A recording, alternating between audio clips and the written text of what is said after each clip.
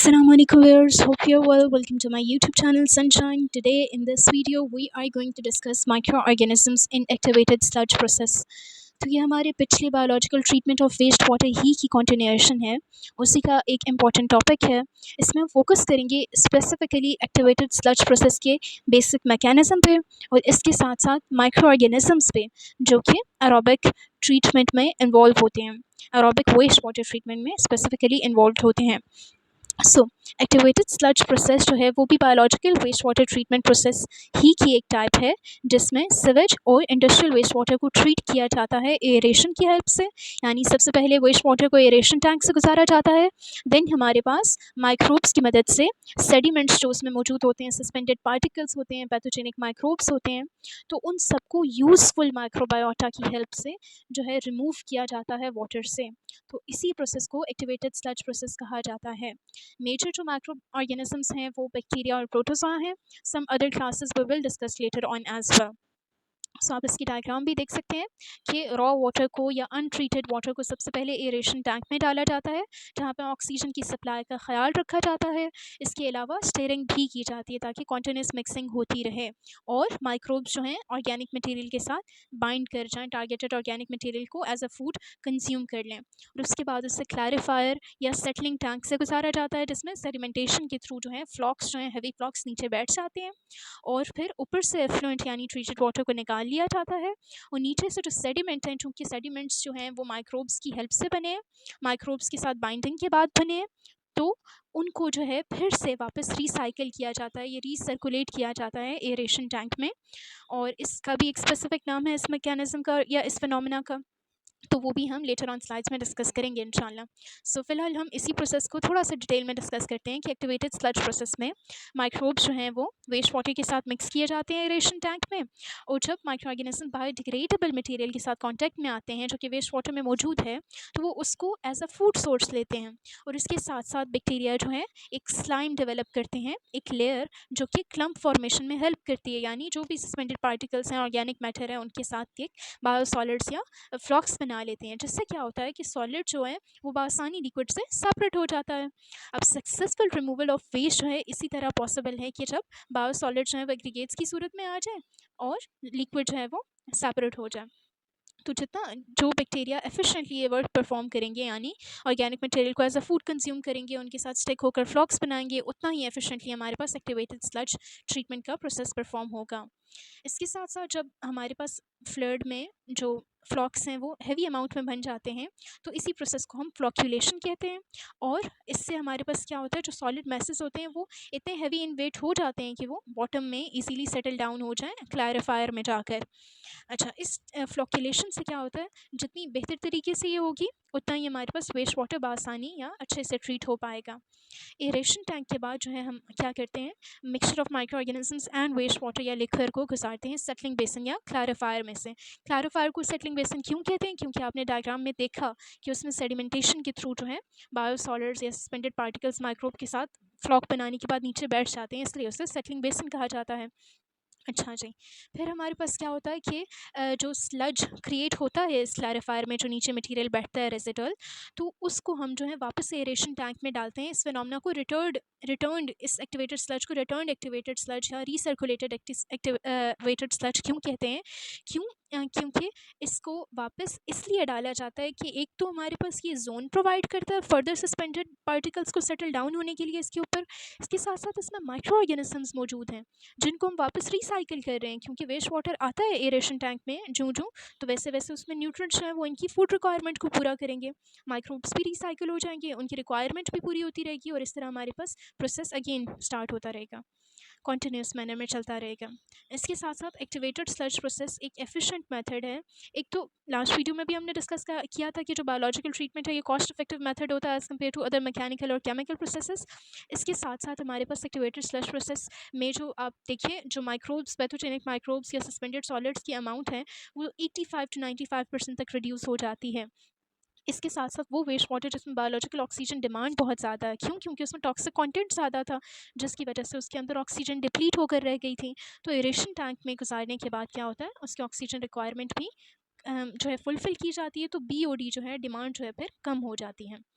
क्योंकि oxygen dissolve oxygen जो है उसका इन्वर्स रिलेशन होता है बायोलॉजिकल ऑक्सीजन डिमांड से। जितनी बायोलॉजिकल ऑक्सीजन डिमांड ज़्यादा होगी, इसका क्या मतलब है, उसको ऑक्सीजन की ज़रूरत है, उसमें ऑक्सीजन का लेवल कम है, तो फिर जब उसे ऑक्सीजन सप्लाई की जाएगी तो बीओटी कम हो जाएगी। तो इस मैकेनिज्म से हम बीओटी को भी रिड्यूस कर सकते हैं एक वाटर में से। और इसके साथ साथ मतलब वो वाटर जो जिसको ट्रीट करना ज़रूरी है, तो उससे इस तरह से हम उसका ट्रीटमेंट कर लेते हैं, और उसकी ये जो ड्रॉबैक्स होते हैं उस वाटर में, वो अनड्रिंकेबल इन्हीं वजूहत की बिना पे नहीं होता, तो उसे हम यूजेबल बनाते हैं और या फिर लेस हार्मफुल बनाते हैं। ओके, इसके अलावा भी इस सिस्टम की एफिशिएंसी वेस्ट वाटर के क्लाइमेट या कैरेक्टरिस्टिक्स पर डिपेंड करती है, और जितना हमारे पास वेस्ट वाटर में सोप्स या डिटर्जेंट्स की अमाउंट ज़्यादा होगी, उतना ही वो है प्रॉब्लमेटिक होगा। ये बात भी जहन में रहे। तो क्या करना चाहिए कि इंडस्ट्रियल वेस्ट वाटर को यहाँ पर बायोलॉजिकल ट्रीटमेंट से पहले भी प्री ट्रीट करके डालना चाहिए। ठीक है, प्री ट्रीट करने के बाद यहाँ पर जो है sludge activated sludge treatment process से गुजारना चाहिए। और इसके साथ साथ हमारे पास हम मेंशन कर चुके हैं कि एक नेचुरल मैकेनिज्म के थ्रू रिमूवल या बायो रेमिडिएशन हो रही है, तो इसलिए हमारे पास ये मोस्ट प्रेफरेबल मेथड होता है। अब हम major groups of micro organisms discuss करेंगे जो कि एक्टिवेटेड स्लज प्रोसेस में अपना रोल प्ले करते हैं। तो उसमें सबसे पहले बैक्टीरिया आते हैं। बैक्टीरिया का मेजर रोल होता है ऑर्गेनिक न्यूट्रिएंट्स को रिमूव करना वेस्ट वाटर में से। इसके साथ साथ जो municipal waste water treatment plants हैं, उनमें कौन से bacteria municipal waste water treatment plants में ग्राम नेगेटिव बैक्टीरिया जो हैं वो मोस्टली यूज़ किए जाते हैं इस पर्पज़ को अचीव करने के लिए। और ग्राम नेगेटिव बैक्टीरिया में भी जो प्रीडोमिनेट करते हैं वो है प्रोटियोबैक्टीरिया। प्रोटियोबैक्टीरिया में भी अबंडेंट क्लास बीटा प्रोटियोबैक्टीरिया की है, और इन सब का यही मेन गोल है कि ऑर्गेनिक एलिमेंट्स और न्यूट्रिएंट्स को रिमूव करना। और इसके साथ साथ फाइलम्स की बात करें तो बैक्टीरियोडाइटिटस, एसिडोबैक्टीरिया और क्लोरोफ्लेक्साई जो हैं डोमिनेंट फाइलम्स हैं। स्पेसिफिकली टाइप्स ऑफ बैक्टीरिया की बात करें तो Tetrasphaera, Trichococcus, Candidatus, Rhodoferax, Rhodobacter etcetera are mainly involved in the treatment process. Secondly, the major micro organism group is of protozoa. तो प्रोटोजोआ का ये रोल होता है कि जो डिस्पर्स बैक्टीरिया, पैथोजेनिक बैक्टीरिया या वेस्ट वाटर में जो अनडिजायरेबल बैक्टीरिया या सस्पेंडेड पार्टिकल्स हैं उन्हें रिमूव करना, और जो एफ्लुएंट है, ट्रीटेड वाटर है, उसको क्लियर करके आगे भेजना। जब प्रोटोजोआ की हेल्प से हमारे पास डिस्पर्स्ड बैक्टीरिया और सस्पेंडेड पार्टिकल्स का रिमूवल इंश्योर हो जाएगा, तो वेस्ट वाटर एफ्लुएंट मज़ीद क्लियर फॉर्म में आगे से निकलेगा, ट्रीट होकर निकलेगा। और इसके साथ साथ हमारे पास प्रोटोजोआ की भी फर्दर कुछ कैटेगरीज़ हैं, लाइक अमीबे, फ्लैजेलेट्स, सीलिएट्स। तो अमीबे जो हैं वो अपना रोल बहुत मेजरली प्ले नहीं करते, लेकिन इनका भी ट्रीटमेंट में रोल होता है, लेकिन फूड की डेफिशिएंसी की सूरत में इनकी जो है रैपिड डेथ हो जाती है। फ्लैजेलेट्स की बात करें तो ये भी SON सोल्यूबल ऑर्गेनिक न्यूट्रिएंट्स पर डिपेंड करते हैं, और जो सीलिएट्स हैं उनका मेन टारगेट है सस्पेंडेड बैक्टीरिया को किल करना, रिमूव करना, उन्हें as a food source use कर लेना। तो सीलिएट्स में भी हमारे पास फर्दर कैटेगरीज होती हैं, एक होती है free swimming, then crawling, then stocked.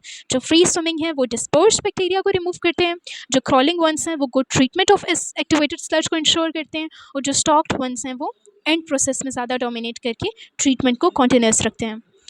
Then comes the major organism metazoa. Metazoa multicellular organisms होते हैं, प्रोटोजोआ से लार्जर इन साइज होते हैं। ये भी ऑर्गेनिक मटेरियल को रिमूव करते हैं, लेकिन ये ना सिर्फ बैक्टीरिया पे डिपेंड करते हैं अपने फूड सोर्स के लिए, बल्कि एल्गी और प्रोटोजोआ को भी खाते हैं ताकि इन सब का बैलेंस मेंटेन रहे। जैसे एक इकोसिस्टम में फूड चेन के थ्रू तमाम स्पीशीज़ का बैलेंस मेंटेन रहता है, क्योंकि एक स्पीशी दूसरे पे डिपेंड कर रही होती है अपनी फूड रिक्वायरमेंट के लिए। इसी तरह हम माइक्रोब्स का लेवल जो है ट्रीटमेंट प्रोसेसेस में भी मेंटेन रखते हैं, वैरायटी ऑफ माइक्रोब्स को डालकर। तो इस तरह से क्या होता है कि मेटाजोआ लेगून ट्रीटमेंट सिस्टम्स में यूजुअली यूज़ होते हैं, लॉन्गर रेंजिंग सिस्टम्स में, और ये एल्गी, प्रोटोजोआ, बैक्टीरिया का लेवल मेंटेन रखते हैं। इनमें भी फर्दर कैटेगरीज हैं जो कि ट्रीटमेंट प्रोसेसेस में यूज़ होती हैं, सच एज रोटिफर्स, नेमाटोड्स और टार्डीग्रेड्स। जो रोटिफर्स हैं वो क्या करते हैं कि वही एफ्लुएंट को क्लैरिफाई करते हैं, और जब टॉक्सिक लोड ज़्यादा हो जाता है, वेस्ट वाटर जब फर्स्टली डाला जाता है, तो ये अफेक्ट होते हैं उससे, उनका जो टॉक्सिक मटेरियल्स हैं वो उनको अफेक्ट करते हैं बैडली, जिससे इनका नंबर डाउन कर जाता होगा। जो नीमाटोड्स हैं वो बैक्टीरिया, फंगाई, स्मॉल प्रोटोजोआ और अदर नीमाटोड्स पे डिपेंड करते हैं फूड सोर्स के लिए, लेकिन टार्डीग्रेड्स जो हैं वो एक्सट्रीम एनवायरमेंटल कंडीशंस हो, टॉक्सिक सेंसिटिविटी में भी क्या करते हैं, सर्वाइव करते हैं। ठीक है, जब टॉक्सिक मटेरियल ज़्यादा हो जाता है तो इस तरह की जो स्पीशीज़ हैं वो सर्वाइव करके उसके लेवल को रिड्यूस करते हैं। एल्गी और फंगाई की बात करें तो ये फोटोसिंथेटिक ऑर्गेनिजम्स हैं। ये एक्टिवेटेड स्लज ट्रीटमेंट प्रोसेसेस या सिस्टम्स में कोई प्रॉब्लम कॉज नहीं करते, बल्कि प्रॉब्लम को इंडिकेट करने में हेल्प करते हैं। जैसे pH वेरिएशन आ गई है, ऑप्टिमम से हट गई है, या फिर ओल्डर स्लज का अमाउंट ज़्यादा ज़्यादा हो गया, तो इस सब को जो है ये इंडिकेटर कंट्रोल करते हैं।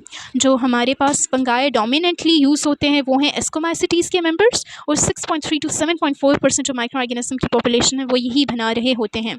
Then comes archaeobacteria and Euryarchaeota, ये वेस्ट वाटर ट्रीटमेंट में डोमिनेंट है। इसके साथ साथ जब अमोनिया और ऑक्सीजन मौजूद हो वेस्ट वाटर में तो नाइट्रोसोमोनास जैसे बैक्टीरिया को भी यूज़ किया जाता है। इसके अलावा जब मड की अमाउंट ज़्यादा हो तो प्रोटोजोआ और रोटिफायर्स जो हैं अपना जो रेमिडिएशन का प्रोसेस मेजरली परफॉर्म करते हैं। इसके साथ साथ टेम्परेचर भी अफेक्ट करता है स्पीशीज़ के अमाउंट को, और जोग्राफिकल लोकेशन भी अफेक्ट करते हैं स्पीशीज़ की कॉम्पोजिशन को।